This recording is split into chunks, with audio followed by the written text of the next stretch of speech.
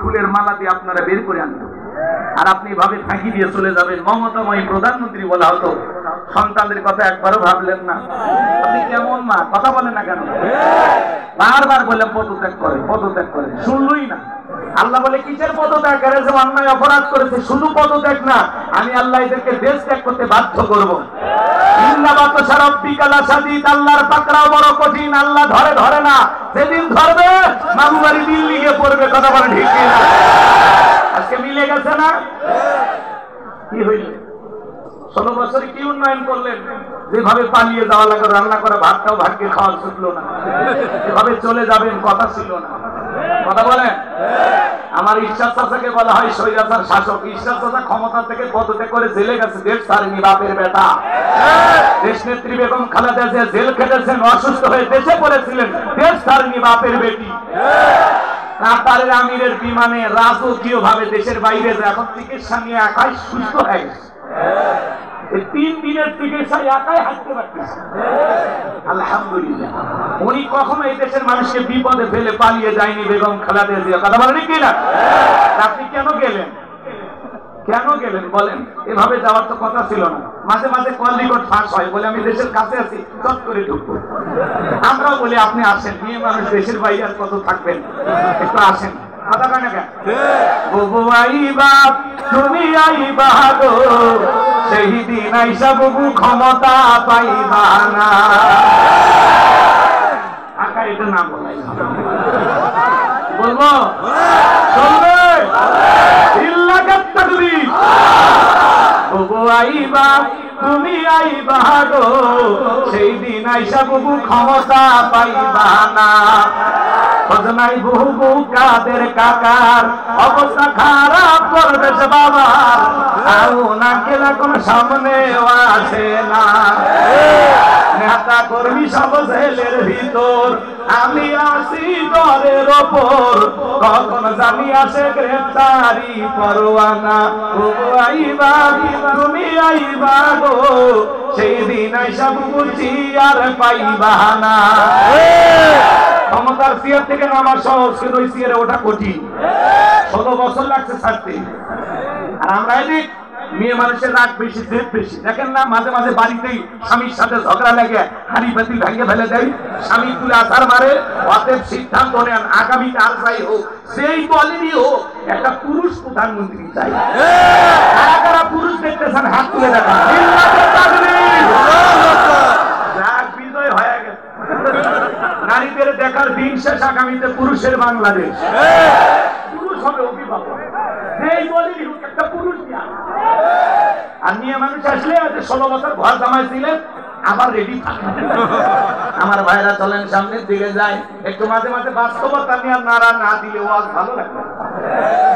এগুলো আপনারা যেন ভুলে না যান, এদের একটু নাড়া দিচ্ছে। রাগ করে না? চলেন আমার ভাইরা, তাহলে পৃথিবীর সবচাইতে বড় ক্ষমতাধর ব্যক্তি ডোনাল্ড ট্রাম্প, আর আপনাদের এখানকার একজন সবজি বিক্রেতা। আল্লাহর বান্দা যদি আযান দেওয়ার পরে মসজিদে মাথা নত করে আল্লাহকে সিজদা দেয়, বলেন তো বাজান, এই পৃথিবীর বড় লিডার ডোনাল্ড ট্রাম্পের চাইতে সবজি বিক্রেতা ইমানদারের দাম কম না বেশি? রাশিয়ার প্রেসিডেন্ট পুতিন, বাংলাদেশের একজন রিক্সা চালক, ভ্যান চালক, লোকটা যদি ইমানদার হয়, আযান দেওয়ার পরে মসজিদে মাথা নত করে যদি আল্লাহকে সিজদা দেয়, ওই পৃথিবীর বড় নেতার চাইতে রিক্সা চালক, ভ্যান চালক, ইমানদারের দাম কম না বেশি? তার মানে উদাহরণ দিয়ে কি বুঝাইলেন? সহজ একটা কথা মনে রাখবেন, ঈমান আছে যার, আল্লাহর কাছে দাম আছে যার। চেহারা কালো হোক, ফর্সা হোক, লম্বা হোক, খাটো হোক, ধনী হোক, গরিব হোক, তাতে কোনো সমস্যা নাই। আপনার আমার ভিতরে ঈমান আছে, আল্লাহর কাছে আপনার দাম আছে। আল্লাহর কাছে যদি দামি হতে পারি, এই জীবনে আর কিছু চাওয়ার আছে না। তাহলে আমি বলবো ফাদাফুলাল মুমিনুন, আল্লাহ বলেছেন অবশ্যই মুমিনেরা সফল। সফল হয়েছে তারা ঈমান এনেছে যারা। আমি শুধু বলবো সফল হয়েছে কারা, আপনারা বলবেন ঈমান এনেছে যারা। বলতে পারবেন না? বলেন সফল হয়েছে কারা? ঈমান এনেছে যারা। শুনেন শুনেন, আল্লাহ তাআলা ভালোবেসে মুসলমানের ঘরে জন্ম দিয়া জান্নাতের রাস্তা একটু আগায় দিয়েছে। পৃথিবীর শ্রেষ্ঠ কিতাব কোরআনুল কারীম দান করে জান্নাতের রাস্তা আরেকটু আগায় দিয়েছে। এরপরে পৃথিবীর শ্রেষ্ঠ পয়গম্বর মুহাম্মদ রাসূলুল্লাহ সাল্লাল্লাহু আলাইহি সাল্লামের উম্মত বানায়া জান্নাতের রাস্তা আরেকটু আগায় দিয়েছে। একটু আমল করলেই জান্নাত। করবো তো ইনশাআল্লাহ। খারাপ লাগে না। একজন অমুসলিম জোহরের নামাজের পূর্বে ঈমান গ্রহণ করেছে, ওই ব্যক্তির উপরে জোহরের সালাত আদায় করা কি ফরজ। তার মানে কি বুঝলেন? ঈমান আনার পরে মুমিন জীবনের সবচাইতে গুরুত্বপূর্ণ এবং দামি ইবাদতের নাম হলো সালাত। আল্লাহ যখন মুমিন বান্দাদের 7টি কোয়ালিটি নিয়ে আলোচনা করলেন, আমার এদিকে খেয়াল করেন, কথা কিন্তু আমার না, কথা হলো এই বাসিওয়ালা। আমি খালি সুর তুলতেছি, অ্যাডভাইস করে আপনাদেরকে বলতেছি, কথাকে বোঝেন। 1 নাম্বার আল্লাহ তাআলা সালাত দিয়ে শুরু করলেন। কিয়ামতের ময়দানে সর্বপ্রথম সালাতের হিসাব হবে।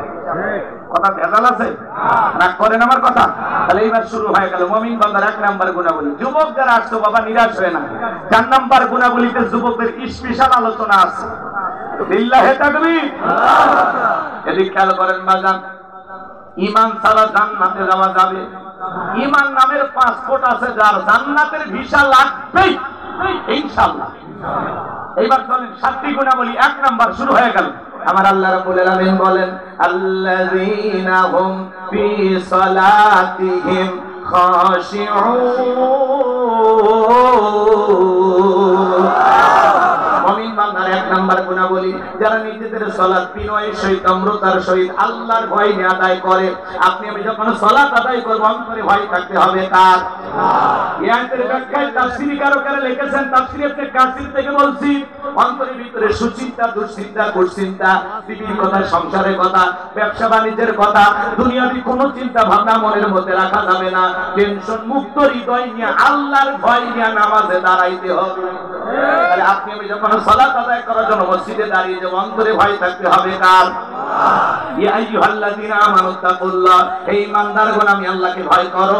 হাক্কা তুকাতিহি, ভয় করার মতো ভয় করো। কিভাবে সালাত আদায় করবেন? বিশ্বনবী কিভাবে সালাত আদায় করতেন? আম্মা জান আয়েশা থেকে বলেন, নবীজি নামাজের ভিতরে এত লম্বা সময় ধরে দাঁড়িয়ে থাকতেন, মাঝে মাঝে তাকায় দেখতাম নবীজির পা মোবারক ফুলে উঠেছে। আম্মা জান আয়েশা থেকে বলেন, নবীজি নামাজের ভিতরে এত লম্বা সময় রুকু করতেন, সিজদা করতেন, মাঝে মাঝে মনে হয় নবীজি আর কোনদিন সিজদা থেকে মাথা উঠাবেন না। আম্মা জান আয়েশা থেকে বলেন, একদিন রাতের বেলায় দেখি নবীজি সিজদা দিয়ে এত কান্না করেছেন, কাঁদতে কাঁদতে সিজদার জায়গাটা পর্যন্ত ভিজে গেছে।